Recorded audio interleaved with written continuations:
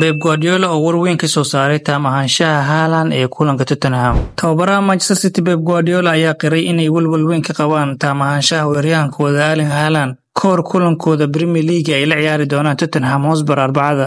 Haaland ayaa xil ciyaareedkan ilaa hadda dhaliyay 27 gool tartamada oo dhan. Si kastaba ha ahaatee wuxuu dhaawac jilibka ka soo gaaray intii lagu guda jiray guushii Eberka ee City ka gaartay Newcastle 15 February. Weeraryahanka reer Norway laguma darin liiska ciyaartooyda ee kulankii hadda ay guuldarada ka soo gaartay Liverpool, taasoo keentay in City ay haatan ku jirto kaalinta afraad iyadoo leh 44 dhibcood. Caawa kadib ayaan tababarka ku ogaan doonaa. Guardiola ayaa sidaas u sheegay wariyaasha Talaadadii markii wax laga weydiiyay fursadda uu Haaland ku dheeli karo kulanka Tottenham. Waxaan rajeynayaa inuu diyaar noqdo, laakiin weli ma hubno. Berito ayaan arki doonaa. City waxaa sidoo kale la filayaa inay dib u hesho daafaceeda Ruben Dias, kaasoo kulankii Liverpool kaliya kursiga kaydka lagu soo bilaabay maadaama uusan si buuxda u diyaarsanayn. Si kastaba ha ahaatee, John Stones iyo Manuel Akanji ayaa kulanka ku seegi doona dhaawac.